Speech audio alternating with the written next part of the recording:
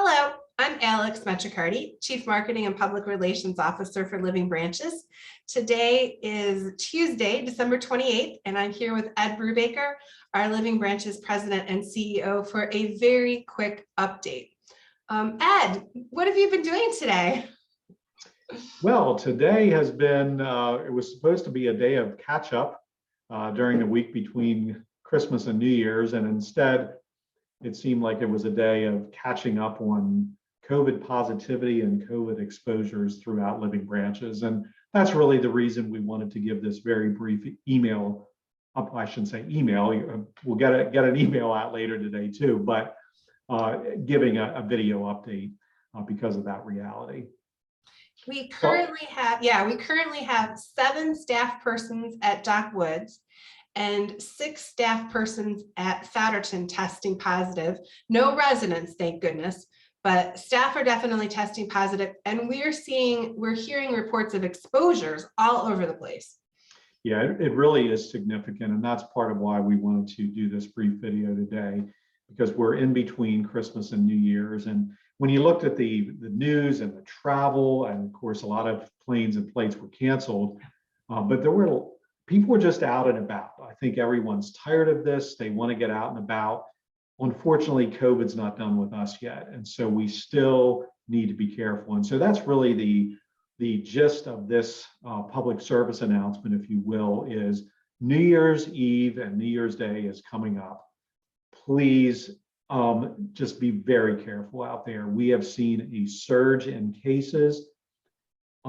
I would say we're probably not as fearful as we were a year ago, because the vaccine absolutely tamps things down, makes staffing a bit easier. But I can say this, every time we have a positive case in a staff member, there's a group of people that come together and decide, what do we do? What were the circumstances? Who was exposed? How do we test? We have been doing so much testing over the last week or two because of this. I'm just imploring all of us to, as they said on Hill Street Blues years ago on the TV show, be safe out there. Really, just choose your groups wisely. And frankly, I think we're all probably better off having very, very small, or just celebrating with those that are normally in our household for New Year's Eve. It's just not worth the fallout that can happen. Yeah. So that's really what this is all about. Don't let New Year's Eve and New Year's Day become a remake of Christmas, because it was a challenging time, and we need to be here for our residents and residents as well. I'm speaking to today. Be careful out there. Choose wisely. Make sure you know whether or not those people you're being together with are COVID negative, because it's really just that important. It can spread very easily, and it's important to be safe. I think it's worth mentioning that if my calculations are still correct based on what we're hearing, in the last 24 hours, we've received notifications between staff and residents. I think we're now up to 26 people who were exposed to COVID that we know of in the last 24 hours.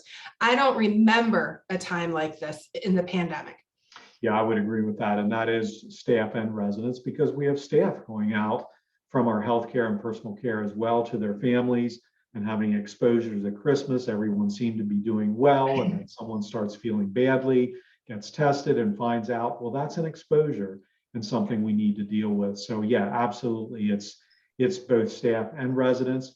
We probably don't get quite as much information back from our residential living because they're more independent and certainly don't necessarily report every little thing into us. But at the end of the day, this is a big deal, and we just want to remind people, really think carefully about what you're doing in New Year's. And let me just clarify, because what I just heard you say is that we have staff from healthcare and personal care who are going out and interacting with their families, but it's also residents from personal care and healthcare who are going out and interacting with their families, and then finding out later that their families are testing positive. So both cases. Yeah, that's right. And if I intended to say residents in that, and if I if I said staff, it's both staff and residents, but absolutely we had exposures that were being reported to us from the family member who was our resident coming back to personal care or healthcare saying, oh, they had a family member who tested positive. And so that puts the wheels in motion too as to what we need to do, causes that resident to need to eat on their own, to be tested, all those kinds of things. So it becomes a very challenging situation. Yeah, and we certainly are doing everything that we can to still maintain our processes, and we're testing people, as you said, left and right to make sure that the virus is not spreading among residents, which it hasn't at this point. Frankly, I don't even think it's spreading among staff members at Living Branches. All of these that I'm aware of seem to be contracted off campus. Yeah, exactly. And I've often said this recently that Living Branches is probably one of the safest places you can be because frankly, when we're out in public settings, we have masks on and we're wearing N95s if there's exposure. I mean, it is way beyond anything you see in the community. And so really the risk of transmission within Living Branches is not zero because there's definitely a risk there, but compared to the wider community, we are one of the safest places people can be at the moment, in my opinion. Yep. But with that said, we don't want to bring it in and we want to keep everyone safe. And so we want to keep working at that. And then I guess the other thing, in addition to just, asking people to be safe over New Year's, is to also say we want to continue to work at getting people the booster vaccine. And so I know you and all of us have been working along with Lori Borglum and others to set up a time, and maybe you can give some information about a booster clinic that will be happening here in January. Yeah, right now we are planning a booster clinic for all residents and staff. This clinic will be on January 13th in the afternoon at Souderton Mennonite Homes. We'll be putting up information shortly on how you can sign up.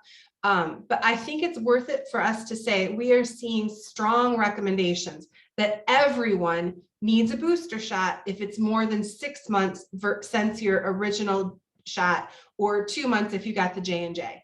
It appears that this new strain of the virus is perhaps a little bit more resistant to the original doses of the vaccine. Well, and in some ways, it's maybe not so much the resistance, but the vaccine efficacy has worn off a bit as time moves forward. And so the booster is definitely helpful to keep the symptoms down and to keep people safe. And so while we're still looking at persons with the original vaccine as being fully vaccinated, I'm sure that won't be too distant future where persons will be considered fully vaccinated only if they have the booster. And so we're tracking that information as well within Living Branches, but very, very important to get the vaccine, very important to get the booster. And as you said, we're having a clinic again on January 13th. We're doing it just at one location because the numbers are lower as far as how many people we need to process. And certainly the pharmacy comes out and serves us well in that situation. But people can come from all campuses to the booster clinic on January 13th, and more information will be forthcoming. Yeah, and if you haven't gotten your booster yet, we would encourage you to do so for your own protection. Yeah, exactly. Well, I think that's probably it for today, but really, again, emphasize the importance of being safe over New Year's. Just make sure that you do things that are smart. Keep your groups very small, only with people you know for a fact are vaccinated or boosted or protected or COVID negative. It's really important to do that. But then also get boosted if you haven't, and we have a clinic coming up. And lastly is just to say, I really hope you have a wonderful New Year's, meaning the holiday, but also I really do hope and pray that 2020 will be a better year. I have a measure of confidence that it will be. We're at a different point we were even with the surge right now. And I do believe we will eventually get to the other side of this together, working together. Staff and residents have been so wonderful, keeping positive attitudes through all of this.